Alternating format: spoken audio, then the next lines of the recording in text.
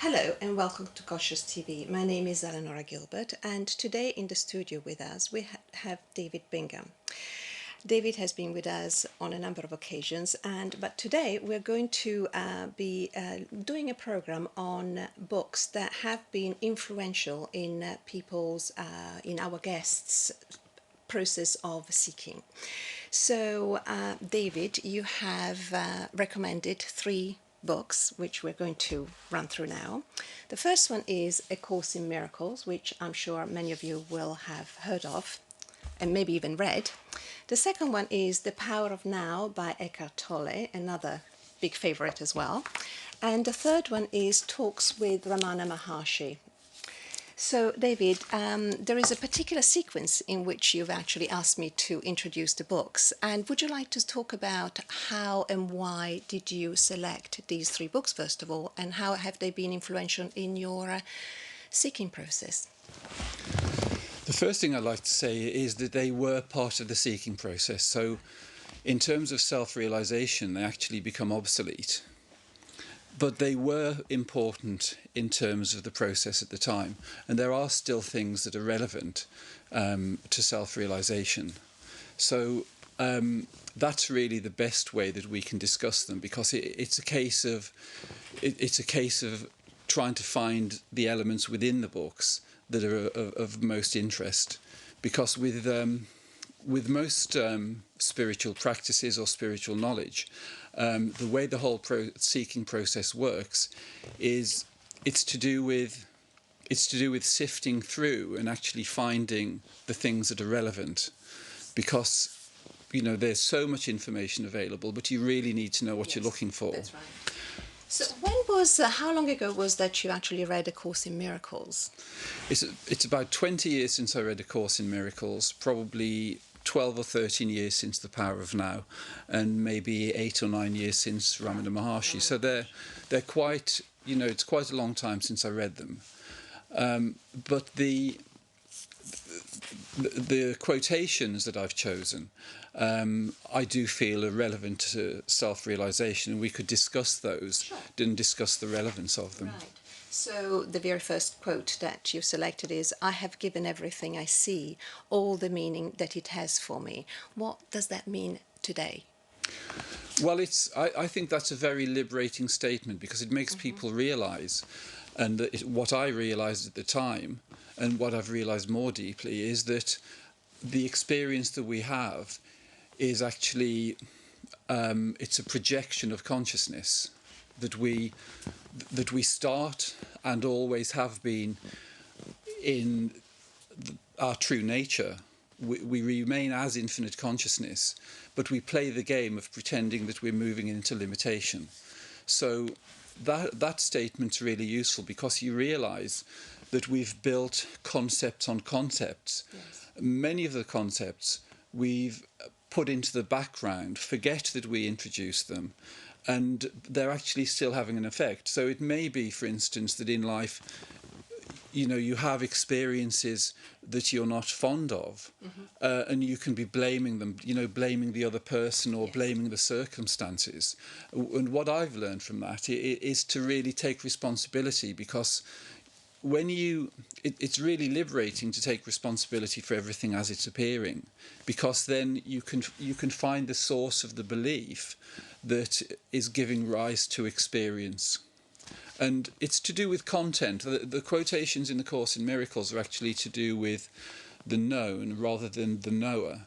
Yes. So that's the key thing to say really there. But it is still relevant, and many people go through the whole of their lives carrying resentment about family members or friends, or being wronged by somebody, or this hasn't worked out in the way I wanted it to. But it is really liberating just to be able to stop and say, well, actually, everything is appearing based on the beliefs that I've been holding. We project our beliefs, and they return to us as experience.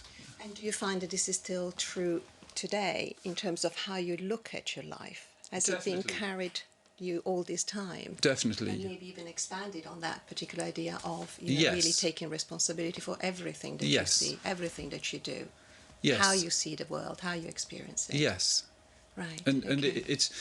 it's a process that's ongoing for us all, because even when our true nature is seen, we're still engaging in the game. There's still this appearance of the phenomena of experience, and so the process of refinement in the way we relate to our experience goes on indefinitely, really, because it's a job that's never done, because we're always just here. Yes. It's the phenomena continues to appear before us, but the way we relate to it can change and can become more enjoyable, and it's much easier to do that as a result of taking responsibility for what's appearing. So another of your quotes that you've selected from the Course in Miracles is, "I have invented the world I see."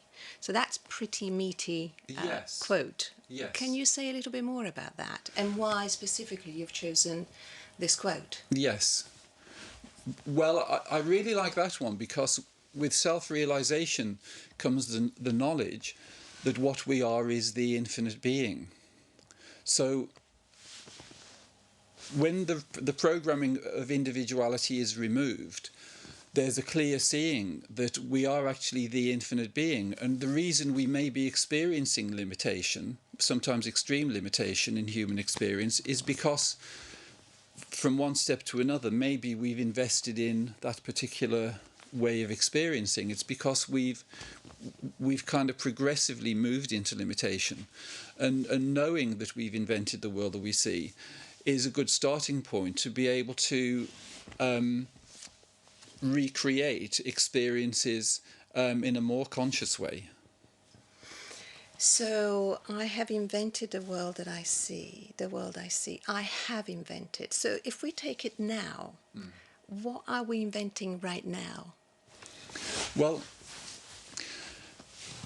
our current experience is actually as a result of the beliefs that we've held. So it tends to be that what's appearing here is based on beliefs that we've held, either consciously or subconsciously.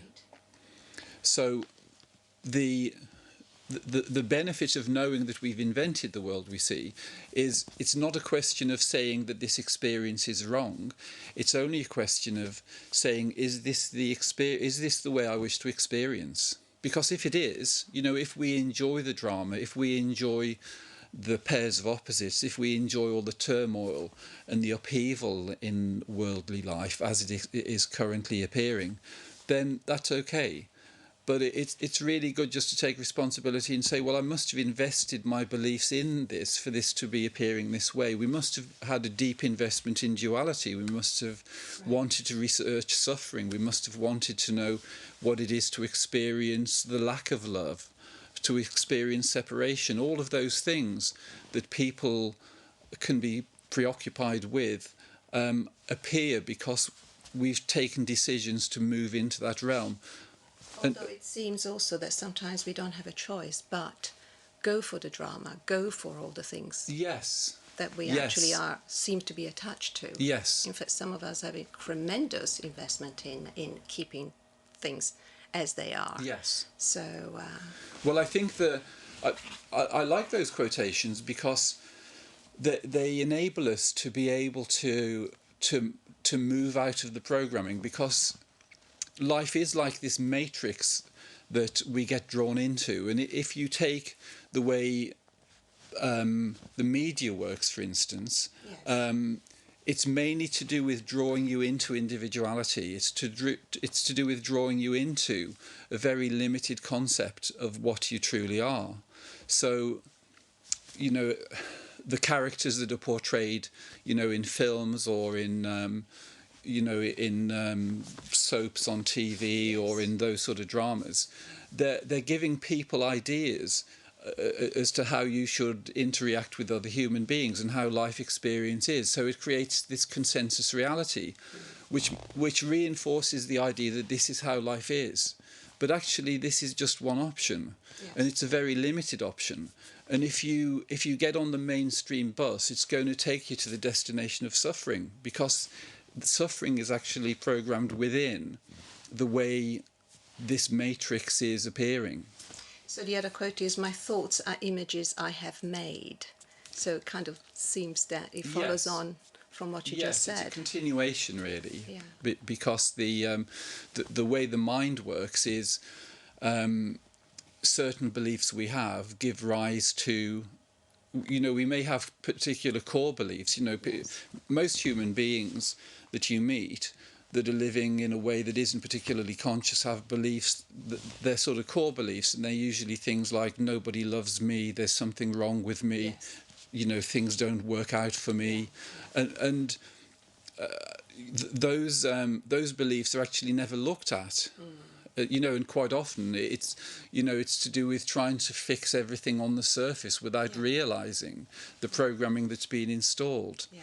And it's really, to use the analogy of a computer, we've got this, we've got the opportunity to experience anything, but we've loaded all these things in and we're experiencing them.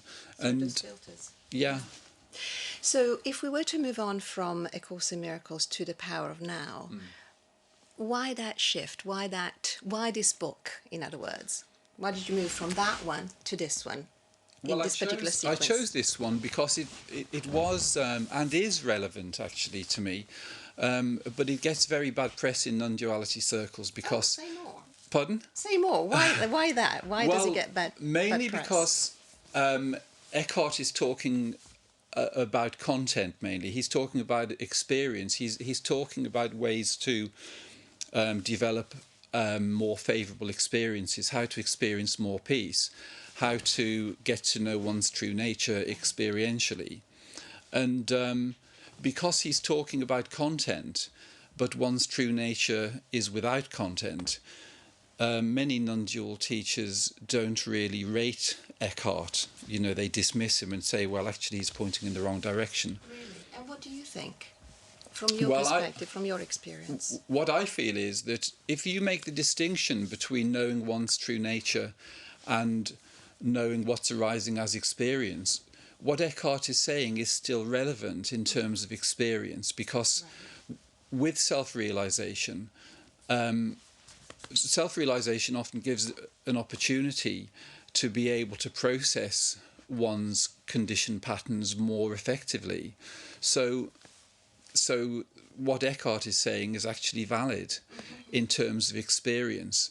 I mean, one of the things I think is really useful in Eckhart's book is he talks about the concept of the pain body. Yes. And to understand the concept of the pain body is actually very liberating in terms of experience, because so many of us, we're programmed to experience suffering and to experience pain, to invest in the concept of suffering, and really to know that the consciousness that we are is separate from the suffering, but we're actually, through identification, duped into investing into the belief that we're suffering, there's nothing we can do about it. It's very useful to know that we can actually detach, that the consciousness that we are has never actually moved into the realm of suffering. And it's very useful in those terms. But it's, as I've said previously, the practices that he puts forward don't take you any closer to self-realization. Right, okay. But they're very, very useful as far as identifying when you're grabbed by something that comes from your pain body. I mean, I'm speaking for myself here because I remember reading this when it first came out, and it was just such an eye-opener. I was saying to all my friends, you've got to read this, you've got to read this. And it was specifically about the pain body. And even now, I really recognize when I'm taken completely and lose completely sight of what it is that I am truly. And I go into that pain body that is just so familiar. Yes. And And it is very useful. And something that I've realized, more recently is that because there is only the infinite being, within that infinite being, there is the appearance of this matrix of experience. And you could say that a component of the matrix, not of reality, but a component of the matrix, is that there is a collective input of pain and suffering which actually empowers and strengthens the seeming reality of this experience. So the more people that seem to be suffering, we're kind of plugging our infinite energy in to this, giving it a sense of reality that it doesn't actually have, and making it appear as though it's really important. And if you look at all of the way information is presented in the mainstream media, for instance, the way the news is presented and the way, you know, documentaries or the way, you know, dramas are produced, it's all to do with substantiating and reinforcing the idea of suffering as being an integral part of human experience, and that it's something that is inescapable. Right. And so it's actually activating the fear. It activates the fear, it activates negative emotions, because in a way you could say that the negative emotions that humans are experiencing collectively are empowering this matrix. So it's really good to be able to unplug, because I think the more people that do see what their true nature is, the more people can unplug from the sense of gravity and reality. You know, you look at the BBC News and they have the drums, boom, boom, boom, at the start of it. And you just think, no. They just set you up already. Yeah, it's setting people up, you know, and they're going, oh, what's going to happen next? But really, you know, it's this matrix of experience, when it's seen what one's true nature is, you realise that it's no more important than a cartoon on one level. But we give it, you know, as the Course in Miracles says, you know, it has the meaning that we give to it. Right. I just want to see if there was a particular quote that you selected. Well, yes, the first one is, when you become conscious of being, what is really happening is that being becomes conscious of itself. This is a phrase that I hear a lot. Yes. And I was wondering if you just wanted to comment on it, if there was anything specific that you could add to this particular phrase. What I like about that is that so much of spiritual seeking is based on this process, because I think spiritual seeking is also part of this matrix. It's this idea, you know, if you look at the mainstream religions and if you look at many New Age practices, it's to do with this process of seeking. But it's as though we've installed this program, this seeking program, when really our true nature is here all along. And so it isn't that we have to enter this matrix, look around and find all these clues to find our true nature. It's just that you remove that investment in the idea that you have to seek something, because it's actually already here. Well, it's a very alluring idea that, you know, there is something to be found. Yes. Rather than just kind of staying in this particular kind of reality that can be painful. Yes. You know. Yes. So, yeah. Yeah. So it is very alluring. But that, again, speaking for myself. But there is another phrase, and then we move on to the next book, is that surrender is the simple but profound wisdom of yielding to, rather than opposing, the flow of life. I love this. Because we all know when we're not going with the flow of life. We all know how painful that is. So anyway, I just wonder if you can say something about that. Well, surrender is a very useful thing to realise, because when I speak of surrender, I mean surrendering the mind and surrendering authorship of action, because one's true nature is infinite consciousness, and there's a default mode, which is that integral within infinite consciousness, there is infinite intelligence and infinite love. So while we're subscribing to the limitations can grow, life can become more complicated, more difficult apparently. But with surrender, and surrender is most effectively done by utilising intuition and inspiration. Because by using intuition and by acting on inspiration rather than acting on guilt or acting on some form of mental form of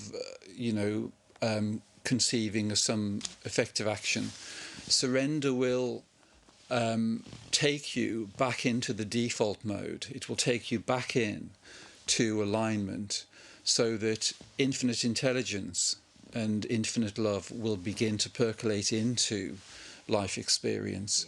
And that comes from a level that is way beyond the human mind. But because we're here, we're at the rock face having this experience, but we can actually, it's like you can take your hand off the controls, and the autopilot comes in. Yes. And then we're here not knowing what's going to be happening next. That's the fun aspect of it. But to be able to just allow the whole thing to happen without engaging the mind and feeling that the mind's going to sort anything. The mind is an instrument that is very limited in its scope, and it's okay to use the mind in limited ways if we want to just play with that. Yeah. But really, it isn't conducive to happiness. Right. And moving on to Ramana, why did you choose this book? What specifically about this book that you love, talking about love and going on to Yes. The thing I love about Ramana is that the greatest clarity regarding self-realization comes in some of the quotations by Ramana Maharshi. There's such an absolute crystal clear way of describing the nature of reality that I chose that for that reason. Yeah, I'm going to read the second one just because my eye just fell on that one. If realization is not present here and now, how can it, newly obtained, be any use? What is permanent must be eternally present. Can it be newly acquired and permanent also?